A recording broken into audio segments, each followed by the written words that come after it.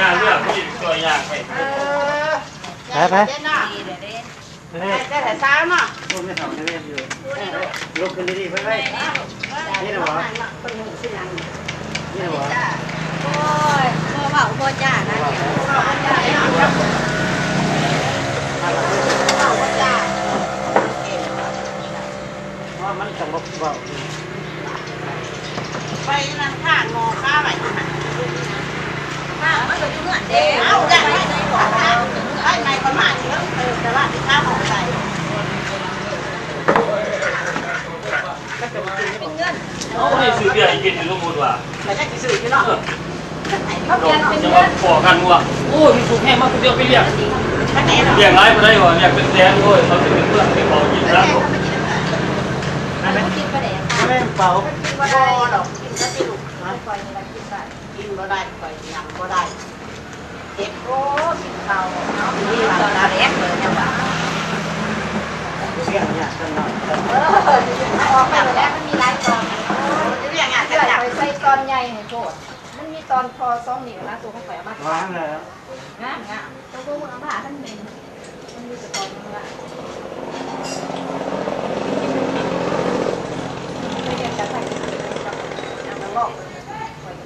สาวตลาดสาวก็จำมาครัวเฮลเห็นดิตลาดสินค้าไปนั่นส่วนไหนเดี๋ยววันนี้ก็สาวสายเดียวยืนนี่ดิโอ้ยสาวเถ่าแล้วเอาเราว่าจะเห็นผู้สาวเดี๋ยวผู้สาวนางราแต่ผู้สาวก็มีจักโตเขาไปเมืองไทยเบิดผู้สาวก็ดีเขาไปทำงานเราเรียกกินงานประเด็นเห็นผู้เดียวหาดเฟอปล่อยอยู่ย่ำเลยปล่อยเลยกระแป้งโปใส่ปีกับเขาใส่ข้าวแป้งมันจังปล่อยแต่ว่าไทยปากเซ่สวรรค์มันบ่มีคนขาวเด้อมีคนแดะคนขาวก็มีแต่ซอสเบียดเขาก็แป้งอะไรสภาได้ใช้โรงงานตำผามาจังหวะเด้อบอกแล้วกลางค่ำกลางคืนมากก็คือสิเห็นอยู่ในเฮือนแน่นี่ได้ฮะมันเป็นพี่เจ้าก็นอนเนาะเขาเจ้าเลี้ยงป้าดิตะกองตลาดเขาเจ้าขายสินอยู่นี่เลยเนาะมีหูมีหีกแล้วเบาอยู่แบบซีนิดดาวเท่าเพิ่นได้นี่ศูนย์กลางแหละก็เปิดก็มีบุญมีหยังก็ตั้งห้านแล้วผมกับนี่โลดสบายโกโลดเอาเดินบ้านนี่เดินบ่นี่เดี๋ยวสบายเขาก็มีหูมีนั่นนี่เข้มข้องได้เข้าไปโดนโค้ฮะเนาะเจ้าขายสินนี่แน่เข้าไปเบิ่งบ่เบิ่งบ่เข้าไปเบิ่งบ่โดนโค้ไปเดี๋ยวปัดที่ถอยระวังรถจับว่ายรถอย่างว่าไงว่ายรถอย่างว่ายรถใหญ่เข้าห้ามผ่านรถน้อยเข้าได้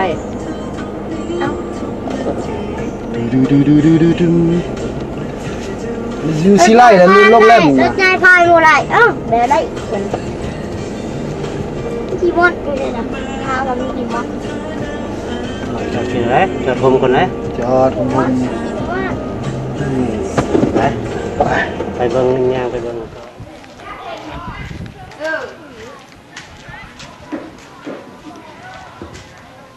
ก็เข้านี่แหละใช้ลำเฮ็ดไรอ่ะถ่ายหูเอามันถ่ายหูเอาแน่เดี๋ยวกันตีซิดเอ้ยกระถ่ายวิดีโอเด้ก่อนมาหอดบ้านโตแต่ผมมีคนอยู่อยากกินเบียร์ก็เลยบ่ได้กินขี่ไร้ไทยสมัยเนาะกินหญ้าเด้กินมากระทินตาลพาเอาไผ่มาขึ้นเรือนกันยังบ่อยู่เจ้าของบ่สิ่งอะไรแต่บอกคนที่อันนั้นจะเฮ็ดนิดหน่อยแหละนิดหน่อยซ่าแต่เฮ็ดผมก็ช่วยอีกนะนี่บ้านสะพายแล้วนี่ผ้าเพิ่นมาเบิ่งผ้าทานเคย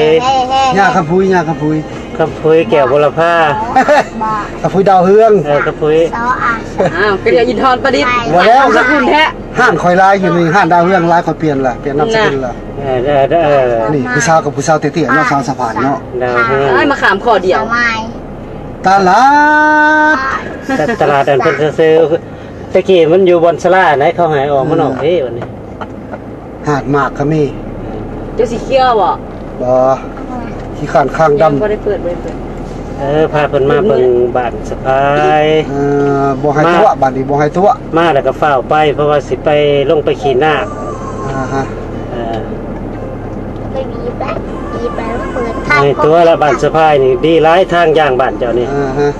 เพราะคือว่าแล้วก็รถบรรทุกรถเขาบ่ได้แล่นหลายมันก็ดี มันก็เฮ็ดใหม่แน่ บัก10ล้อมาเที่ยวผู้นู้นนี่จะ3เดือนบ่มุนอุ้ย เข้าไหนล่ะ เข้าไปแล้วเพื่อนเจ้าบ่เห็นสตูนจะไปทางไหนล่ะบ่ฮู้แล้ว จังบ่ได้กินเบียร์ เลยบ่ได้ไปทำ มันสิเอาไผมาขึ้นเฮือนเสี่ยว เดี๋ยวสิท่านทานคำเผยแวซื้อหมักบัวบ้านสะพาย เรื่องนี้มันนึงเด้อไม่ใช่ได้อีกมันนึง หมักบัวบ้านสะพายนี่แซ่บ3 เตรียมที่มันบุรุษนะ จักบัว6บัว10,000หมอ7บัว10,000 โอ้ยไทยปักเซ่ไทยจัดซื้อคือกันแล้วเพิ่นบุรุษได้จังได๋ โอ้ยหลาเลยฟังหมอ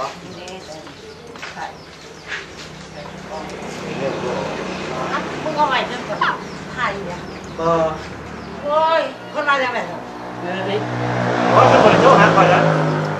คนมาสิมาตะกี้ว่าสิมาเดือน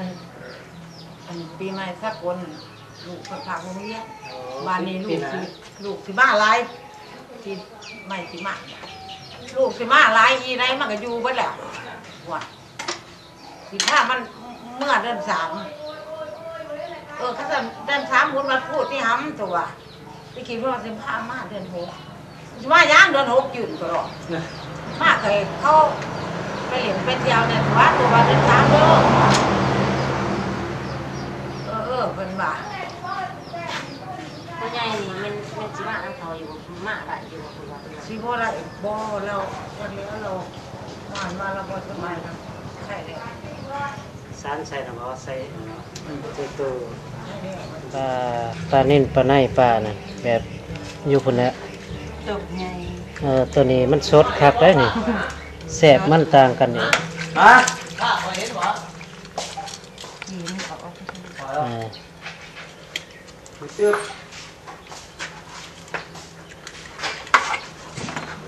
เพิ่นสิเฮ็ดจังได๋นี่ปลานี่